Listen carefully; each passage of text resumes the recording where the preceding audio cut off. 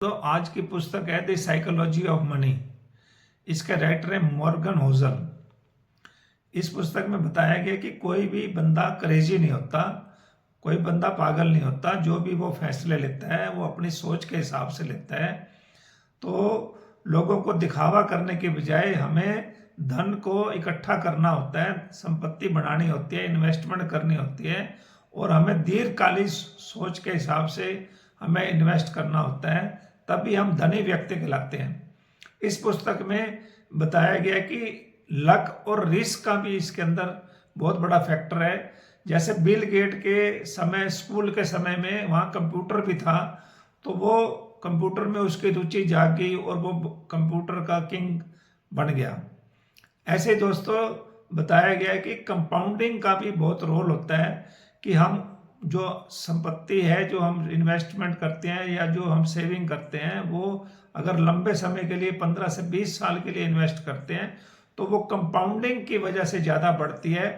तो इसमें बताया गया कि चक्रवृद्धि ब्याज कैसे होता है, वो ब्याज के ऊपर और ब्याज लगता रहता है तो और ज़्यादा संपत्ति इकट्ठी हो जाती है। जैसे कि वॉरेन बफे की संपत्ति ज़्यादा इकट्ठी हो गई, ऐसा इस पुस्तक में बताया गया है। बिल गेट का एग्जाम्पल दिया गया है और वॉरेन बफे का एग्जाम्पल दिया गया कि उन्होंने संपत्ति कैसे बनाई। दोस्तों इस पुस्तक में बताया गया कि गेटिंग वेल्दी स्टेइंग वेल्दी।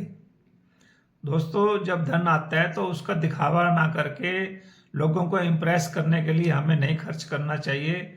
हमें लॉन्ग टर्म के लिए इन्वेस्ट करना चाहिए, तभी हम धनी बने रह सकते हैं। क्योंकि धनी बनने से हमें स्वतंत्रता मिलती है, हमारे पास कई तरह के विकल्प होते हैं। दोस्तों इस पुस्तक में बताया गया कि सेविंग कम से कम हमें अपनी आय का 20% या उससे अधिक हर साल सेव करना चाहिए और 15-20 साल तक जब हम सेव करते हैं तो हमारे पास बहुत बड़ा कॉर्पस इकट्ठा हो जाता है, बहुत सेविंग हो जाती है। और इस पुस्तक में बताया गया कि हमें दिखावे से बचना है, तभी हम आज़ादी के साथ रह सकते हैं। हमारे पास तभी विकल्प होंगे, तभी हम खुश रहेंगे, तभी हम संतुष्ट रहेंगे, ऐसा इस पुस्तक में।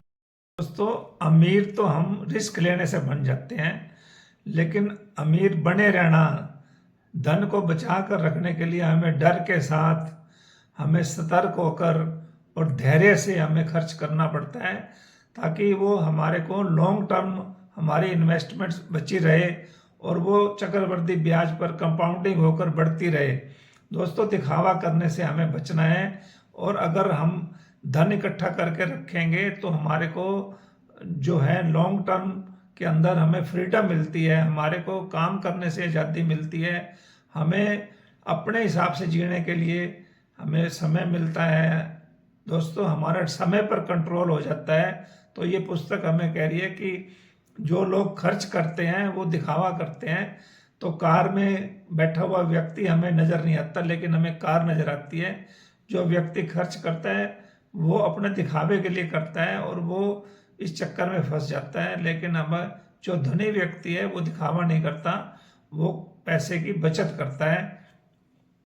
दोस्तों इस पुस्तक में बताया गया कि हमें डाइवर्सिफिकेशन भी करनी चाहिए। हम अपने पैसे को कहाँ इन्वेस्ट करते हैं, हमें अलग अलग जगह पर इन्वेस्ट करना चाहिए। और साथ में क्योंकि ये बताया गया कि कई बारी हमारे पैसे की वैल्यू कुछ समय बाद वो वैल्यू नहीं रहती जो आज है, इसलिए हमें अपने पैसे को सही जगह इन्वेस्ट करना चाहिए, ताकि वो आज के जो इन्फ्लेशन है उससे हमारे पैसे की वैल्यू कम ना हो।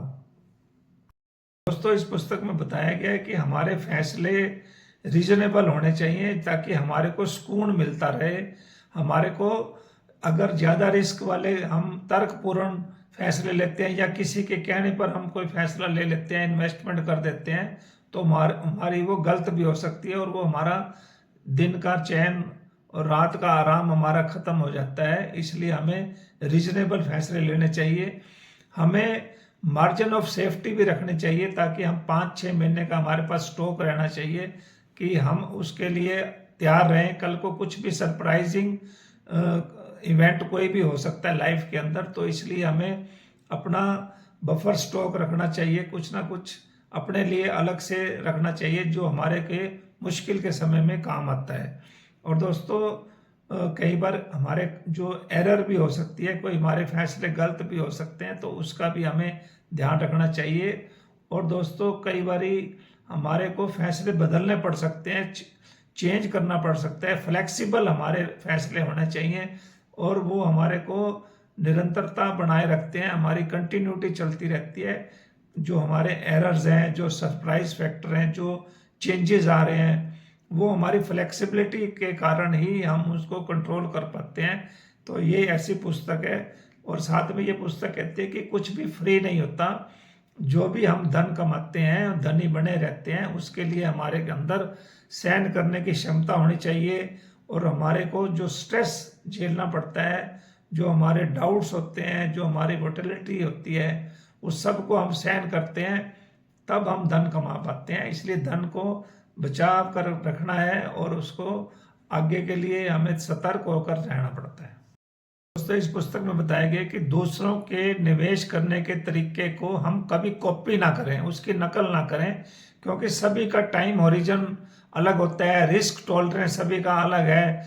दोस्तों कोई लोग 10 करोड़ रुपए कमा रहे हैं, तो वो अगर 5 करोड़ और भी कमा लेंगे तो उनको फर्क नहीं पड़ता।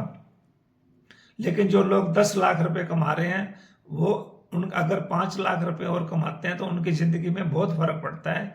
इसलिए हमें अपने फैसले अपनी सोच के हिसाब से लेने चाहिए।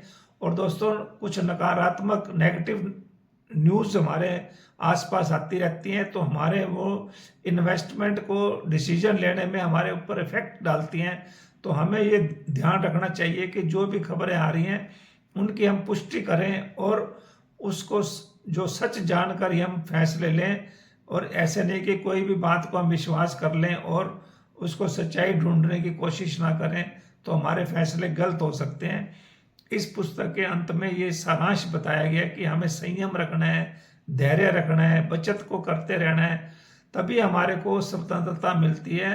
ये हमारी सादगी से हमारे को इन्वेस्टमेंट जो है हमारी बढ़ती है, और वो ज़्यादा दिखावा करने से हमारी जो धन है वो चला जाता है। इसलिए हमें सादगी जीवन व्यतीत करना चाहिए, धैर्य रखना चाहिए और अपने स्वतंत्रता के लिए हमें ध्यान रखना चाहिए कि हम सारी चीज़ों पे कंट्रोल रखें, सतर्क रहें और कोई व्यर्थ का खर्चा ना करें, लोगों का दिखावा ना करें और अपने धन को बढ़ाते रहें, उनको प्रोटेक्ट करते रहें। दोस्तों ये पुस्तक आपको कैसी लगी, इसको लाइक करें, शेयर करें, कमेंट करें और मेरे चैनल को सब्सक्राइब भी करें।